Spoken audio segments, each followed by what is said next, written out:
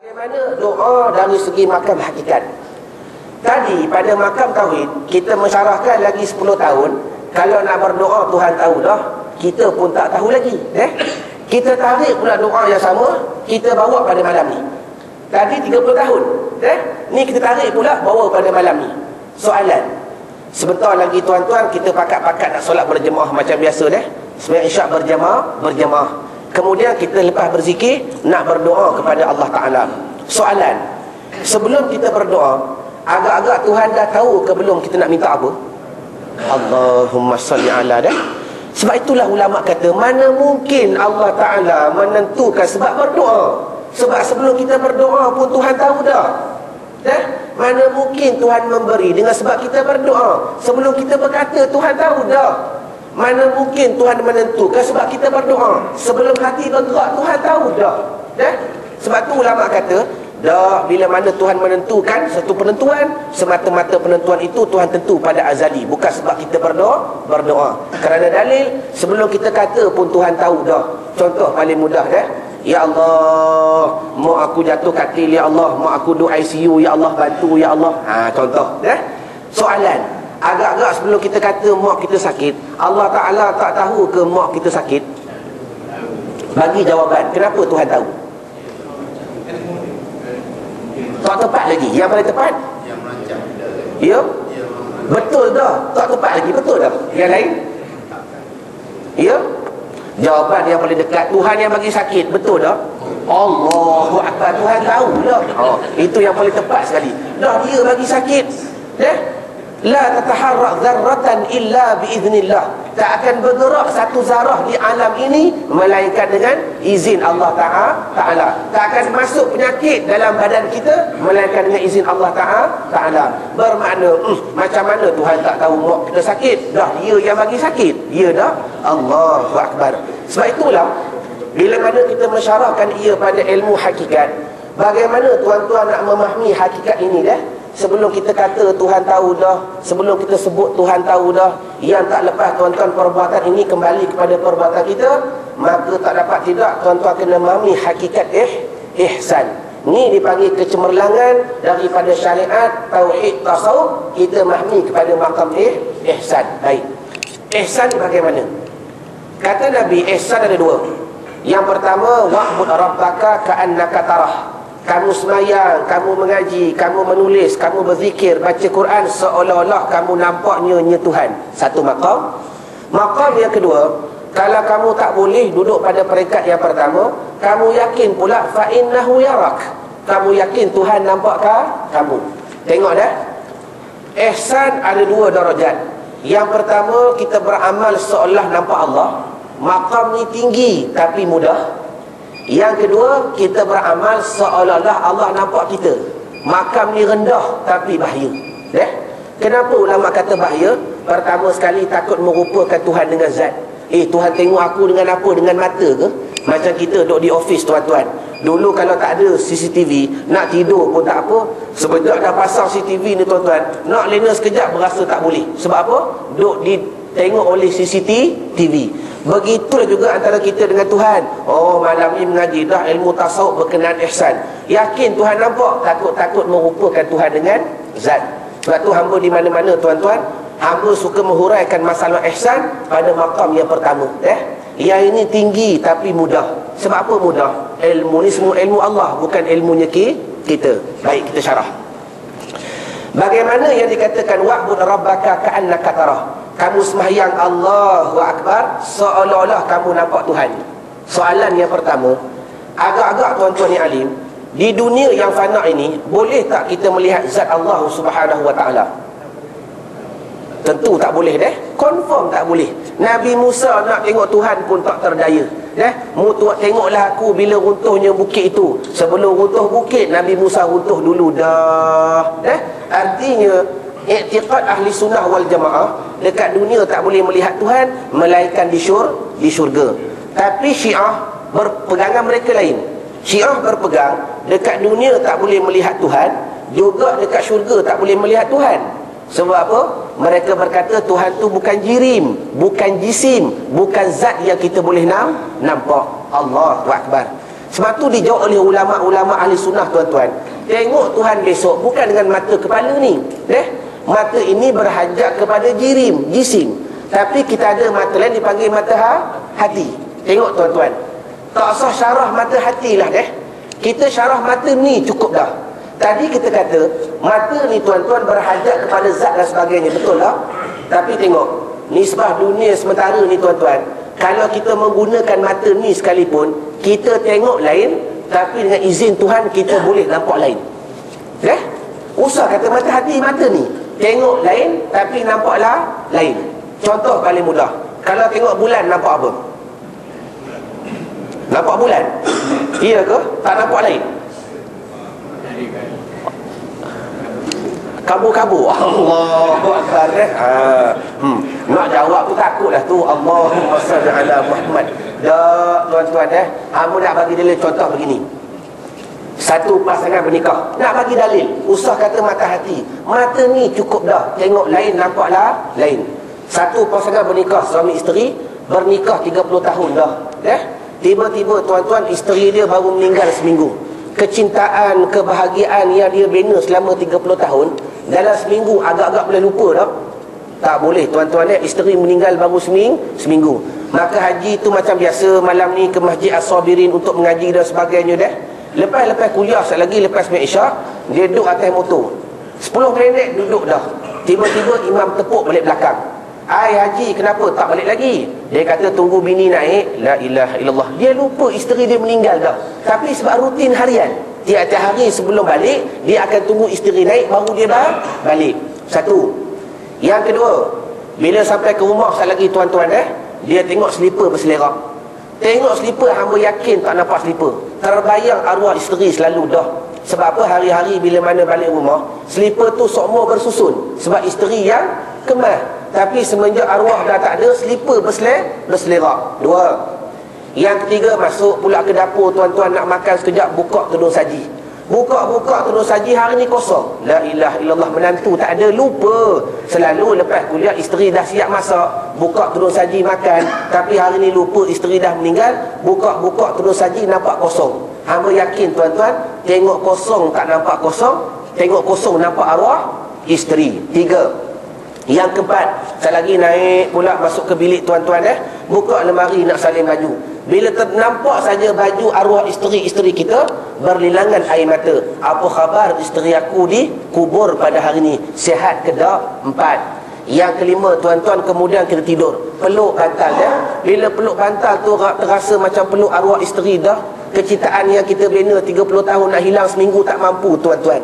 Soalan, bermula daripada awal sampai habis tadi, yang kita nampak zat isteri kita ke? Tak. Pertama motor, kedua slipper, ketiga tudung saji, keempat baju, kelima bantal. Artinya yang kita nampak lain, tidak yang kita tengok lain, tapi yang kita nampak lain. Ni yang ulama kata maqam wahdatul wujud. Yang kalau orang tak mengaji ilmu tauhid, dia kata wahdatul wujud ni makam hakikat. Tak. Wahdatul wujud bukan makam hakikat, makam sifat 20 semata-mata.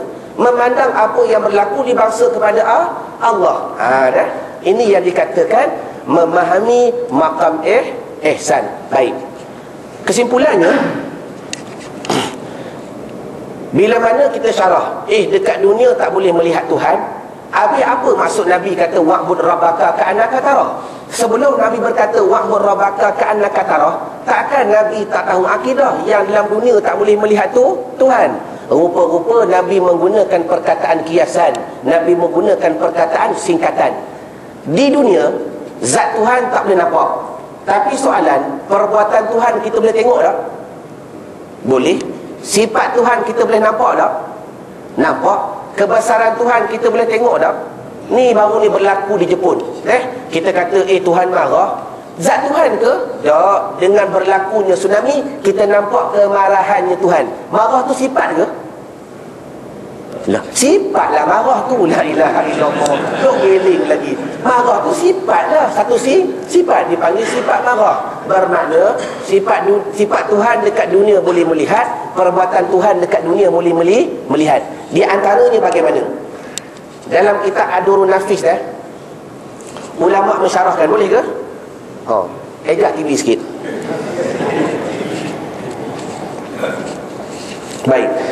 Dalam kitab Durun Nafis, tuan-tuan, ulama mensyarahkan, bermula maqam riak tu ada dua. Riak dia ada dua. Pertama, bukan riak, maaf, maqam syirik tu ada dua. Pertama syirik jalli, kedua syirik khafi. Bagaimana syirik jalli? Yakni sembah benda lain selain daripada Tuhan dengan zahir, sembah berhala, syirik jalli dan sebagainya. Baik, yang tu reti belaka dah. Yang kedua namanya syirik khafi. Apa makna syirik khafi? Yakni membangsakan perbuatan yang wujud daripada makhluk kepada makhluk jua. Itu dipanggil syirik khafi. Nampak orang berjalan, kita yakin dia yang berjalan. Tengok orang berenang, kita yakin dia yang berenang. Sebab tu dipanggil syirik khafi, tuan-tuan. Sebab itulah kalau mengaji ilmu tasawuf ni, Allahu Akbar, kehidupan kita mudah. Sebagai contoh semayang, Allahu Akbar. Contoh nak beza pandang antara zahir batin Allah makhluk. Contoh Allahu Akbar. Tengah-tengah semayang, tiba-tiba kawan sebelah ni handphone dia berbunyi. Lagu Mahizin pula tu, la ilaha illallah. Baik, dua. Kalau kita memandang dari segi syariat, kita akan menyangkakan bunyi handphone tu satu gangguan. Keluarlah pada hati binatang, budak ni tak reti tu handphone. Contoh, maaf apa ni mulut jahat, tuan-tuan, apa minta maaf Baik. Itu pada syariat. Tapi kalau kita memandang pada hakikat, orang yang nak telefon tu bukan budak ni. Orang yang nak telefon tu, kalau Tuhan tak gerakkan hati dia, boleh telefon tak pada waktu maghrib ni? Tak telefon. Tiap-tiap yang berlaku tak terlepas daripada penentuan daripada Allah Ta'ala.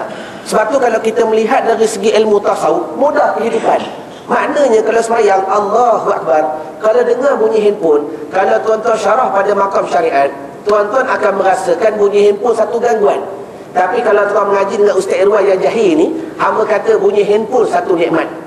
Bunyi handphone satu nikmat. Dalil, kita ni tuan-tuan manusia lara lalai Nak ingat Tuhan sokmo bukan kita dah. Kadang-kadang ingat, tekah-tekah lupa. Masih ingat-ingat, masa lupa. Begitu juga semayang, tuan-tuan. Allahu Akbar. Bagi kita orang awam ni mustahil pada adat dari awal sehingga akhir kita ingat kepada Allah Ta'ala. Melainkan kita menggunakan beberapa kaedah. Artinya begini, contoh petang besok nak bagi dalil. Ujian satu rahmat. Petang besok tuan-tuan tak tahu nak buat apa. Sementara tunggu maghrib, kita duduk di hancur rumah kita pukul 6. Duduk minum kopi, tuan-tuan. Baca harakah pun tidak, baca baca Quran pun tidak, berselawat pun tidak, ingat Tuhan pun tidak, lalai. Tiba-tiba lalu satu amoy naik motor. Amoy ni tuan-tuan pakai seluar pendek. Kita duk kata astagfirullahalazim Mata tengok. Mata tengok, mulut istighfar. Soalan, kalau tak lalu motor tadi, adakah mulut kita akan istighfar? Kata Nabi, tiada waktu yang terlebih baik pada manusia, yakni melainkan waktu yang ingat dia kepada Tuhan. Bermakna kalau tak ada ujian, mulut nak zikrullah tak? Tak. Sebab tu tuan-tuan, ujian ni merupakan satu nikmat. Ujian ni merupakan satu rahmat. Betul kata Imam Ghazali dah. Kalau Tuhan tak memerlukan, tak menguji kita dengan dosa, begitu payah untuk kita bertaubat. Tapi bila Tuhan letak kita pada maksiat, berdosa, maka itu jalan untuk kita bertaubat. Begitu juga antara kita dengan semayang, tuan-tuan. Allahu Akbar. Bila mana kita semayang, kita ni bukan ahli supi dah. Bermakna hati sentiasa lalai. Nak ingat Tuhan tidak. Maka tiba-tiba handphone bunyi Bila handphone bunyi, pertama sekali apa perlu kita buat supaya tak nak menjadikan handphone tu satu gangguan? Haji nak buat apa? Astagfirullah, tengah semayang ni. Tak salah jawapan dia. Baik, pertama sekali kita zikir hati. Kita zikir Allah, Allah. Sebutlah apa ke subhanallah kepada hati, tapi yang mudah Allah lah. Kenapa kita zikir Allah? Supaya tak nak menjadikan bunyi handphone tadi satu gangguan. Allah, Allah, Allah, Allah. Soalan, kalau handphone tak berbunyi, adakah hati nak zikir? Allahumma salli ala Muhammad. Tahun lepas hamba kuliah di Taman Datuk Harun. Daripada maghrib sampai kuliah, sampai isyak, waktu senyap sunyi tuan-tuan Maka sembahyang maghrib kita baca pun sambil lewa. Fatihah kita baca hari-hari dah. Kuliah kita baca sokmo dah. Ustaz Irwan bukan reti hafal Quran dah. Dia kuliah kulhu, contoh nak bagi faham. Bila benda yang biasa kita buat, nescaya kita akan membaca sambil lewa. Tiba-tiba lepas saja tazkirah, lepas saja iqamah sembahyang isyak tuan-tuan, di belakang hidu mula bergendang. Rupa-rupa malam tu ada kenduri kahwin. Bila hidu bergendang, hamba sembahyang daripada rakaat pertama sampai rakaat keempat, tiap-tiap bacaan kita perhati betul-betul. Kenapa kita baca betul-betul? Supaya tak nak menjadikan bunyi tadi satu gangguan. Soalan, kalau tak berbunyi, nak baca betul-betul tak? Dah Fatihah baca 30 tahun dah. Alhamdulillahirabbil alamin. Tapi kalau ada gangguan, bismillahirrahmanirrahim, alhamdulillah. Kenapa sungguh-sungguh baca? Kerana datangnya ujian. Bermakna ujian tu satu rahmat ke atau satu benda yang merosak kita? Allah, tuan-tuan sebenar ujian ni satu rahmat. Besok kalau sembahyang Jumaat, cari orang nak bunyi handphone. Cuba try. Allah Akbar. Sembahyang sebelah dia. Cuba test diri kita. Boleh tak kita memandang itu satu ujian ataupun satu rahmat? Habis. Baik. Kesimpulannya, yang hamba nak syarah maqam ihsan tadi, tiap-tiap apa yang berlaku semua tak terlepas daripada penentuan dan kehendak daripada Allah Ta'ala. Ini dipanggil syirik, mengeluarkan daripada syirik khafi. Sebagai contoh begini sembahyang, Allahu Akbar tengok orang sembahyang, orang tu rukuk, orang tu iktidal, orang tu sujud. Syariat dia rukuk, tapi pada hakikat tak berlaku semua melainkan dengan tolongnya tu Tuhan. Itu tengok di luar. Yang tadi tengok di luar, sekarang ni tuan-tuan tarik pula masuk ke dalam dirinya kita Bermakna kita akan sembahyang hari-hari tuan-tuan, Allahu Akbar. Soalan, dengan dalil la haula wala quwwata illa billah, agak-agak kalau tak ada tolongnya Tuhan, kita boleh angkat tangan tak? Tak boleh. Kalau tak ada rahmatnya Tuhan, kita boleh rukuk tak? Tak boleh. Kalau tak ada hidayahnya Tuhan, kita boleh iktidal tak? Tak boleh. Kerana tiap-tiap yang berlaku tak terlepas daripada perletakan kehendak dan kelakuan daripada Allah Ta'ala. Kesimpulan, kalau tuan-tuan nak beramal dengan ihsan, hari ni hamba nak beri kaedah nak beramal dengan ihsan. Sebab ihsan ni satu benda yang tuan-tuan kena amal di luar kehidupan. Tapi sebelum nak amal di luar kehidupan, kena proses dengan semayang. Kerana semayang benda yang kita buat hari-hari dah.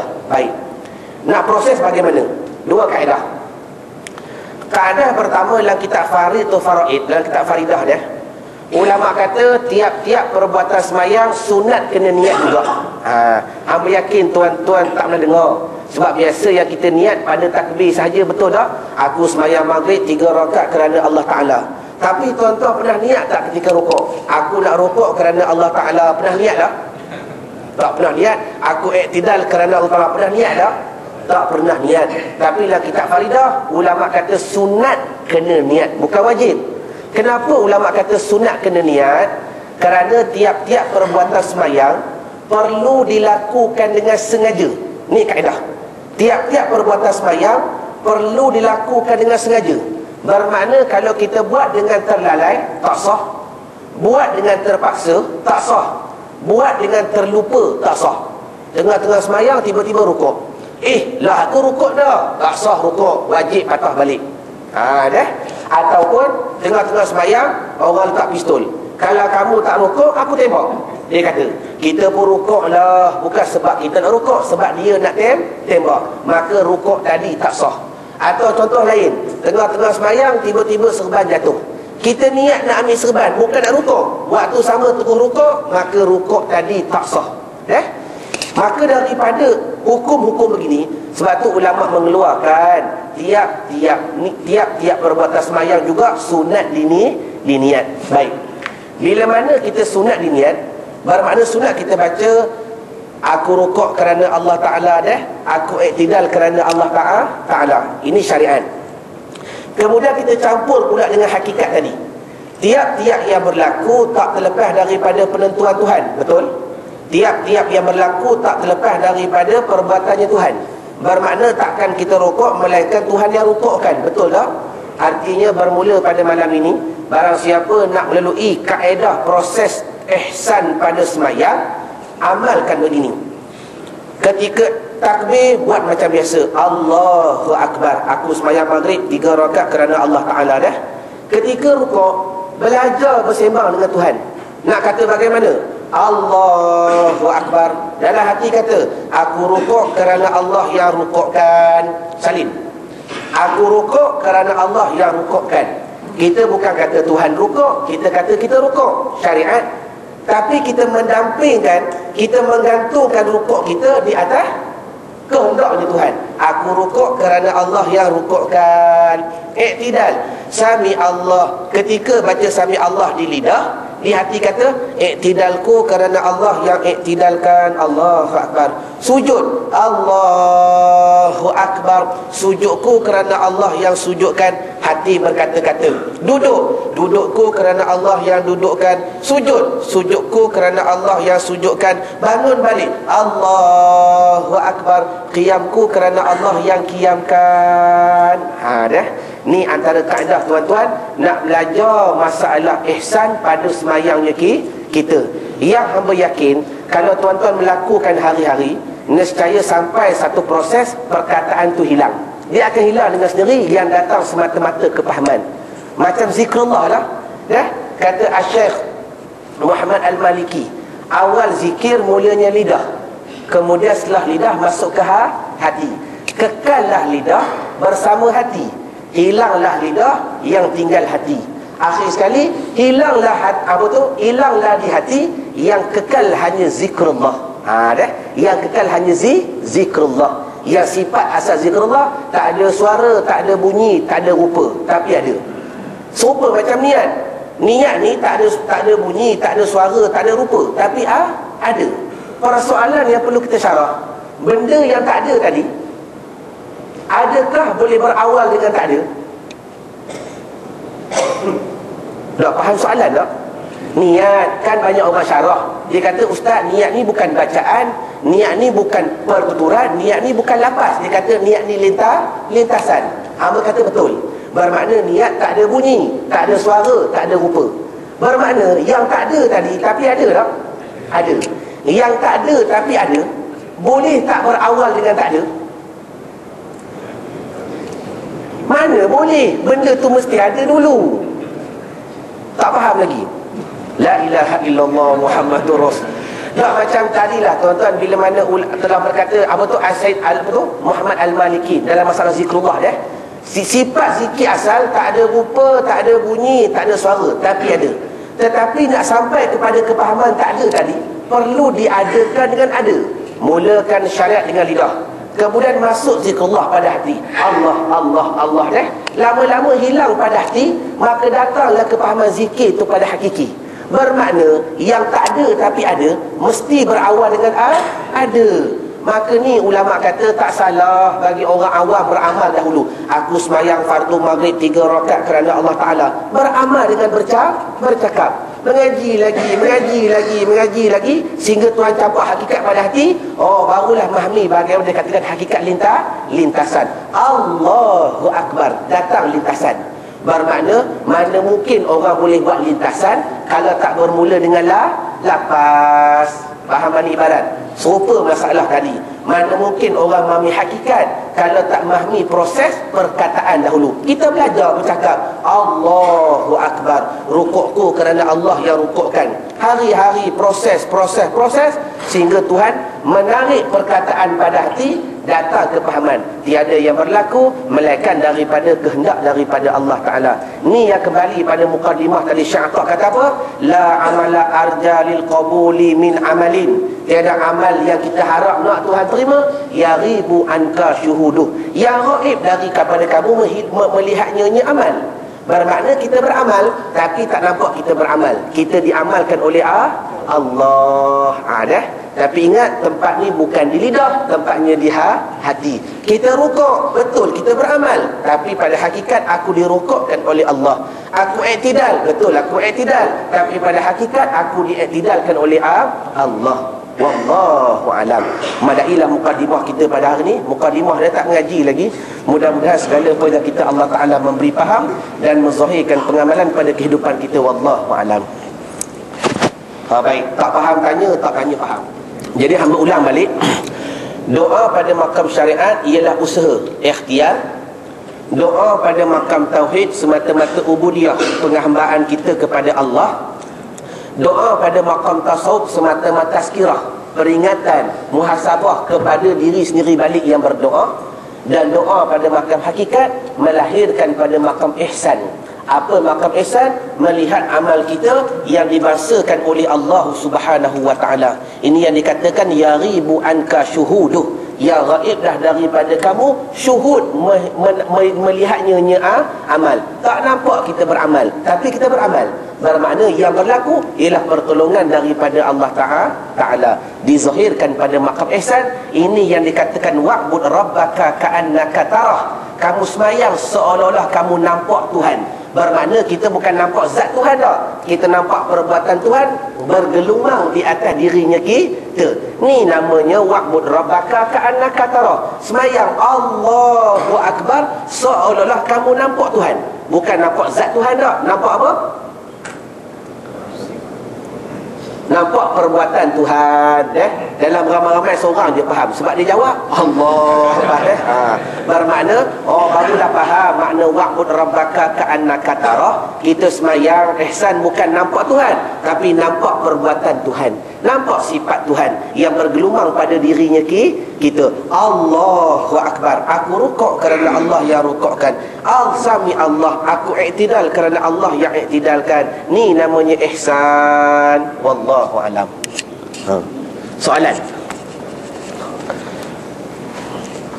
Oh ya. Ya Haji.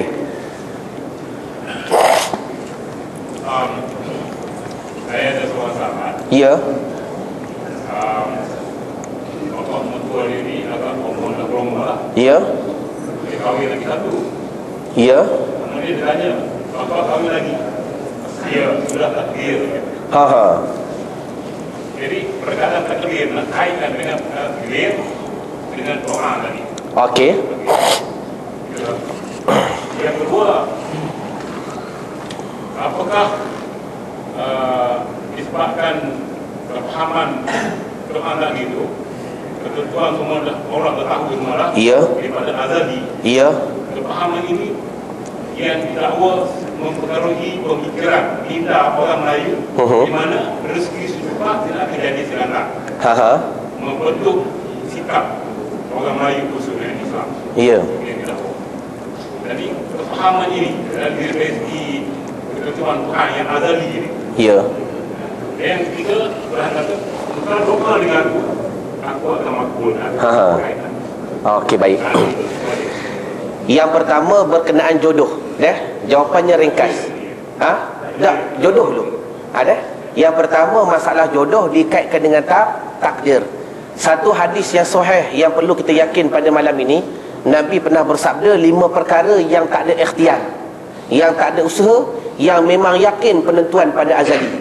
Mana 5 perkara? Pertama, jodoh. Kalau orang tu bini dua, memang Tuhan tentu dah pada azali. Cuma nak berbini dua tu dipanggil, nak berlaku tu ada asbab. Asbab ada. Tapi kalau berlaku, dah bukan pilihan dia, memang penentuan pada azali. Yang kedua, Nabi kata rezeki. Bila mana dapat rezeki, yakin memang Tuhan tentu pada azali. Bukan sebab kerjanya kita, usahanya kita, duitnya kita. Yang ketiga, mati. Pertama jodoh, yang kedua rezeki, yang ketiga mati. Bermakna mati bukan ikhtiarnya kita, memang penentuan pada azali. Yang keempat, Nabi kata suka. Yang kelima, Nabi kata duka. Yang 5 perkara ni memang penentuan pada azali dah. Bila sebut penentuan pada azali, kembali kepada takdir. Memang Tuhan tentu dah, nak ke tak nak. Kalau Tuhan tentu pada azali, nescaya benda tu tetap berlaku. Satu. Yang kedua, kita masalah minda manusia, yang memahami berkaitan dengan doa tadi, tuan-tuan. Maka adakah salah? Jawapannya tak salah, kerana peringkat manusia ni berbeza. Usah kata manusia, Nabi-Nabi pun ada ranking dia. Daripada 124,000 Nabi, diseparatekan pula ada 313. Dari 313 diseparatkan pula 24 Rasul. Dari 24 dinaikkan lagi ada ulul azmi yang 6. Dari yang 6 diangkat lagi darajat Muhammad. Bermakna begitu juga masalah makhluk ni tuan-tuan. Ada yang fahamnya banyak, ada yang fahamnya sedikit, ada yang fahamnya tasawuf, ada yang tak fahamnya tasawuf. Bermakna majoriti kita dikatakan orang awam. Bila orang awam ni tuan-tuan, dia akan memahami dengan apa yang dia faham. Berbeza dengan orang yang mengaji. Dah. Tapi kalau orang awam dia memahami begitu, bermakna tak salah pada peringkat dia, cuma dia wajib mengaji lagi. Dah. Macam orang berkata lah, mu makan ubat ni tentu baik. Nak kata dia salah, tak boleh. Contoh lain, kita balas dengan tok kita. Nak bawa pergi hospital, tok kata tak payahlah, dah Tuhan bagi penyakit, Tuhan tahulah bagi sembuh. Puas berbalas dengan orang tua ni tuan-tuan. Nak bawa pergi operate je, bukan payah pun nak bawa pergi operate. Tapi dah keyakinan dia begitu, nak buat macam mana? Dah dia faham begitu. Yang tadi dia faham, kalau nak baik tentu kena makan ubat. Kalau tak makan, dia yakin tak boleh baik. Dah kepahamannya begitu. Bermakna proses manusia ni ada berbagai peringkat. Sebagai contoh hadis, barang siapa melihat satu kemungkaran, pertama merubah dengan tangan, yang kedua merubah dengan lidah, yang ketiga merubah dengan hati. Tak mampu dengan tangan, merubah dengan mulut. Tak mampu merubah mulut, merubah dengan lidah. Itu telah dipanggil sedhaif iman pun tak apa dah. Bermakna ada darajat 2. Yang ketiga tadi masalah apa?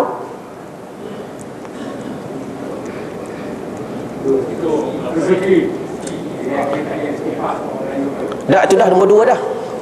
Nombor 3. Doa ud'uni astajib lakum. Baik. Tuhan kata apa yang kamu minta tentu aku perkenan. Apakah kaitan dengan pengajian kita pada hari ini? Kan tadi hamba dah hurai, ulama tauhid menghuraikan makna perkenan, bukan kita dapat benda tu. Bukan kita dapat benda tu. Sebab apa hamba kata bukan kita dapat benda tu? Sebelum kita kata pun Tuhan tahu dah. Mana mungkin Tuhan bagi dengan sebab kita minta. Artinya ulama tauhid syarah ud'uni astajib lakum dengan makna begini. Biarlah kita ulang balik. Malam ni berapa hari bulan? 21 Malam ni kita berdoa kepada Tuhan, contoh, ya Allah nak rezeki ya Allah nak rezeki. Yakin pada malam ini, bila setelah kita berdoa, doa tu akan dipalingkan cuma kepada 2 tempat. Yang paling ini confirm dan pasti. Mana dia? Yang pertama, digunakan doa kita sebagai mukafarah bagi dosa yang telah lalu. Allah Ta'ala ganti menghapus dosa. Pasti tak? Tentu pasti janji Tuhan. Yang kedua, Tuhan gunakan doa ini sebagai simpanan di hari akhirat. Yang kata Nabi, simpanan tu 2 tempat. Pertama, Tuhan simpan dalam kubur. Yang kedua, Tuhan gunakan sebagai pemberat di yaumil mahsyar. Bermakna doa-doa kita Tuhan simpan.